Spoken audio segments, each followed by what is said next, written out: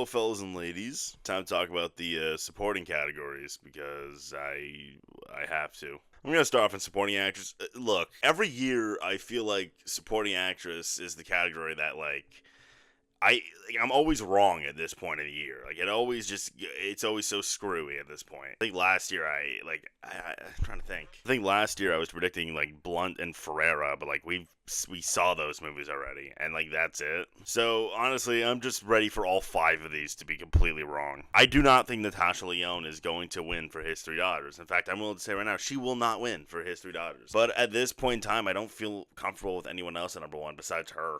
Again, I've seen His Three Daughters. She is like breathtakingly good, and I feel like she will get the push. It's confirmed to have not only a theatrical release, but it will come out in September. That's not a bad date for just Natasha. I think Netflix will know what they have with her and push her really well. So, I'm gonna stick her here, but again, she's not winning. I did decide to put Emilia Perez in Best Picture after the last video, and I did put Carla Sofia Gascon in over Saoirse Ronan. And I feel like if Emilia Perez gets into picture, I think Selena Gomez, it sounds like she's just like a guarantee. It sounds like she's got like, aside from Carla, the meteor role of the main 3. And I already know what some people are going to say, like, whoa, are the Oscars really going to nominate Selena Gomez, like, for a category? I feel like if the movie's in picture, like, if the movie's not in picture, then no. But if the movie's in picture, I feel like they'll, like, be fine going with Selena Gomez. I feel like she's like distant enough away from the Disney days. Plus, she's like had her awards run. Yeah, she's never been nominated for an Emmy for Only Murders, but she's been SAG nominated. She's been Globe nominated. Also, it's really like dawning on me that Emilia Perez might do really fucking well with SAG.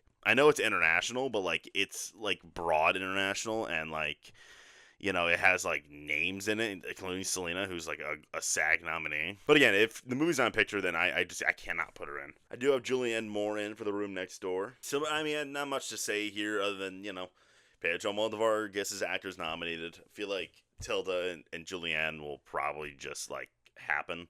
I don't have much reason to question them, if I'm being completely honest. I did take the piano lesson out of picture, but I still feel obligated to keep Danielle Deadwyler in. I can't predict her winning because I have Sam Jackson winning in supporting actor. Spoiler alert. I'm not putting Piano Lesson at 2 acting wins when I don't have the movie in picture. But I feel like, again, the movie's going to be an acting showcase, and I feel like maybe more so for Sam Jackson, but like Danielle Deadwyler, she's not reprising her role, but Danielle Brooks played her on the Broadway revival, and she got a pretty decent amount of nominations. So I feel good about having Danielle Deadwyler in. Like, she's gonna have a pretty meaty role. It's possible that the movie not being in picture could be an issue for Danielle Deadwyler, but I don't know. I think this is probable. I feel good about Danielle Deadwyler. I did decide it was either like Ingenue Ellis or Isabella Rossellini for this 5th slot, like the kind of the movie that everyone else is predicting that I'm not, but like I have to put like a supporting actress contender in there. I don't think Isabella Rossellini gets in if Conclave is not a picture thing. I feel like nothing happens if Conclave isn't a picture thing. If Conclave is not a picture, the movie's getting goose-egged. I feel very, very confident about that. And I do think if Conclave gets into picture, Isabella Rossellini could like be in the winning conversation, because it's about time Isabella Rossellini gets an actress nomination, and why not give her a win? I mean, if the performance is nothing, then I guess that's why. But hey. But I did decide to go with Ingenue Ellis for Nickel Boys. I don't see Nickel Boys being that big, but I do get the sense that Ingenue Ellis can have a life of her own outside of Nickel Boys. She could have a pretty meaty role that like people will like grab onto. Think something like Danielle Brooks in The Color Purple, or like Maria Bakalova for Borat. Like, yeah, the movie's not a picture thing, but like they really grab onto that supporting performance that everyone just liked so dang much. Or Jennifer Jason Leigh for The Hateful Eight. That's another example I can think of. A lot of people have her winning, and if the movie's in picture, I won't count it out, but I don't know.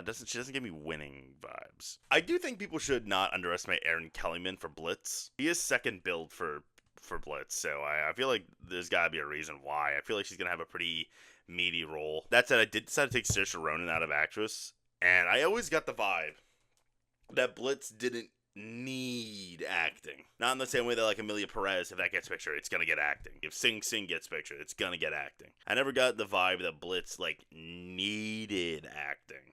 So I feel fine taking Erin Kellyman out and leaving her at 6, but I feel like she's pretty well. But I feel like she can like really like blow us away and like maybe get like a sneak precursor to, and then like land the picture nomination at the end. Toni Collette for juror number 2. I don't want Toni Collette for juror number 2 is very possible. I really don't want to fall for the trap of like, oh well, Kathy Bates got in for a for like as a lone nominee for a Clint Eastwood movie, so I guess that means Toni Collette will too. I really don't want to fall for that, but I don't know, maybe she is like meaty. Again, I feel like if juror number 2's in, her and Nicholas Hoult will just like slide into to their respective categories. I don't know, I could buy Toni Collette getting in. I feel like she'll be pretty meaty. Leslie Manville in Queer, theoretically I should like just throw her in because I'm so confident in Queer, but I heard that her role in the book is pretty minimal. And that could not translate. Like that could they could add on to her role in the movie. However, she is third billed, so there could be something there with her. I don't know. We'll see. We'll have to wait till the festivals for that for Leslie Manville, I guess. Not for Dan Craig, he's winning. So with the end, me kind of dropping my guard with the end, I had to take Moses Ingram out. I still stand by. If the end gets in, Moses Ingram is she could win. Musical, supporting actresses, they win. I know I said Selena Gomez isn't going to win, but shut up. But I do think, with the end out of picture, if the end doesn't get a picture, I mean, maybe a song nomination. Maybe it's like text, but not acting. Although, but maybe Moses Ingram could be a survivor of that. Actually, that's more possible than I'm letting on. I really don't think SNL 1975 is going to get any nominations, but I do want to, investigate a little bit into it if it does get into picture. I don't know, maybe I don't think Cooper Hoffman would get in. He's like a boy still. And LaBelle is playing Lorne Michaels, but he's still kind of a boy. I do think if anyone gets in, I feel like it is Rachel Sennett. I feel like she is old enough. Like she's known enough for sure. Playing Rosie Shuster isn't huge, but she seems to have a really meaty, pretty big part of the story. So I'm intrigued how Jason Reitman's gonna do that, and maybe Sennett will have a meaty role.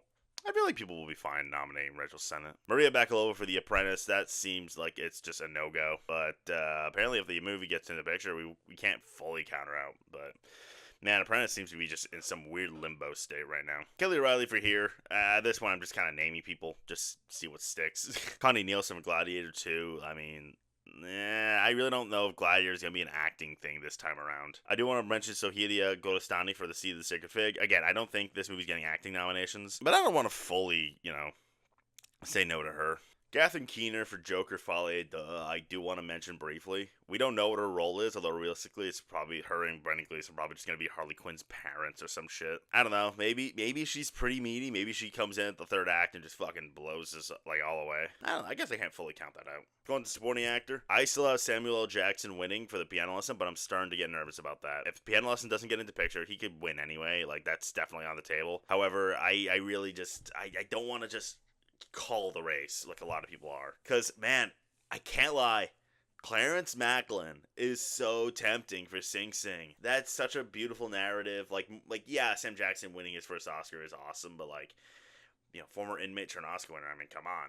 Clarence Macklin, man, I don't count him out, man. I'm so serious about that. Kieran Culkin for A Real Pain, that feels like that just might happen. If A Real Pain's not in picture, then I guess I'll have to consider taking him out. But even then, people really like this performance, and Kieran Culkin's definitely at a high right now. Jeremy Strong for The Apprentice, play Roy Cohn. Apparently he's fantastic, obviously. And I feel like as long as The Apprentice comes out, I feel like he just gets in with Sebastian Stan. Maybe he's not as likely as Sebastian Stan, but I feel like eventually Apprentice will pick up a distributor, albeit maybe a shitty one, and maybe it doesn't land picture, but I feel like people are just too interested in Sebastian Stan to not watch the movie, and I think from there Jeremy Strong will probably come alongside Sebastian Stan. People really like Jeremy Strong. Alright, Jeremy Pope for The Collaboration I still have. You'll notice this isn't too different from my last video. The only difference is that I had to take Giancarlo Esposito and throw him in the garbage. Again, I still think Jeremy Pope, playing Jean-Michel Baptiste is not nothing. I just really think The Collaboration, maybe not in picture, but at least for Paul Bettany and Jeremy Pope, there should be people taking them really seriously, and yet people just kind of aren't. Drew Starkey for Queer, again playing the main interest in a Luca Guadagnino movie. I mean, like, it doesn't guarantee you anything, especially in the case of Drew Starkey being not, like, a big name. But if Queer's huge, Drew Starkey could, like, land if he, like, is really good. Same kind of goes for Stephen Grant for Blitz, but again, I don't think Blitz needs acting. But I really think it would be him who gets in, not Harris Dickinson, who you notice I have low. I really am confident that Stephen Graham's the guy for Blitz, and I don't think Harris Dickinson is going to get in for this movie. Stanley Tucci and John Lithgow, I feel like Tucci would be the guy more so than Lithgow, although it could get both. It could get double nominated for sure. Again, if Conclave doesn't get in, none of these get in. But I'll approach it like it is. Let's say Conclave is in picture. I think, from what I hear from the book, Stanley Tucci would just happen. And then when you get to John Lithgow, he definitely could happen, but he doesn't sound quite as, like, guaranteed. But again, like, if Conclave is, like, a top 5 player, I don't think I'd have too much problems putting them both in. However, Pope is right there, and then, of course, there's Mark Eidelstein, who I guess I do need to talk about. A lot of people are probably correctly saying he's probably going to be this year's Dominic Sessa, which is, like, totally a possibility, and honestly probably likely. But I took Dominic Sessa seriously last year. I want to take Mark Eidelstein seriously. He didn't get nearly as, much acclaim as Mikey Madison did, and Mikey Madison is just gonna get in. But it is possible if they really want to go out for an aura, they could slide Mark Eidelstein in there. I don't want to fully count him out. I also don't want to fully count out Chris Hemsworth. Look, when Furiosa bombed, I took him out, alright? That's probably not going to happen now. But I know the movie I saw. I know the performance I saw. Chris Hemsworth is a transformation. He's big. He's got big monologues. I really think that, like, saying Chris Hemsworth can't get in feels like a predetermined outcome. I really want to, like, take him a little more seriously than people have been. That said, after the movie bombed, and it's an action performance. I can't deny that. But, hey, he's monologue-y. Maybe he will, like, surprise us at, like, the Globes or something. Michael Shannon for the end. Again, no end in picture, no Michael Shannon. And I never really bought him that much anyway. But, Michael Shannon, I want to fully say no. Ray Fisher for the piano lesson. And also I'm going to extend it to Michael Potts for the piano lesson. I mean, obviously Sam Jackson's the one to look at. But I don't want to fully dismiss these two either. Apparently they're pretty meaty roles in the play, more so Ray Fisher than Michael Potts, but I think Michael Potts has some stuff too. Ray Fisher's reviving his role from Broadway, so that's cool.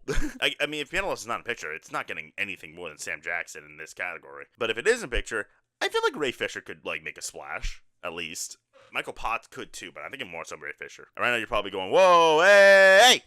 Why is Joseph Quinn at 14 for Gladiator? And hell, why is Denzel Washington at number 17? A lot of people are going, oh, Denzel Washington's the guy for Gladiator. And I see why. I mean, a lot of people are going, it's Denzel Washington. And for an actor like Denzel Washington, that could be enough. That said, is it enough for a Gladiator movie? I don't think so. I don't think we're going to get a Judd Hirsch kind of thing. And I do think that's not Judd Hirsch. That's extreme. I think Denzel's going to be in a lot more than Judd Hirsch was in The Fabelmans. But I don't want to, like, I feel like we need to, like, look a little deeper before we just immediately go, oh no, it's Denzel Washington. When the CinemaCon reactions came out, I feel like we all just completely forgot that everyone talked about Joseph Quinn. And really, isn't he, like, the bad guy? He's, like, the main villain.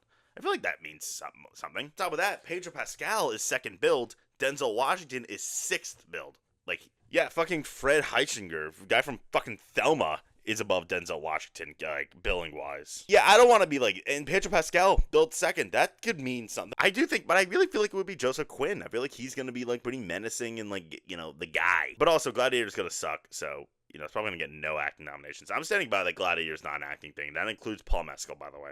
And then everything else here. Paul Racy's not going to get nominated for Sing Sing. Jesse Plemons for Kinds of Kindness. If Kinds of Kindness gets one nomination, it's him. But it's not going to happen.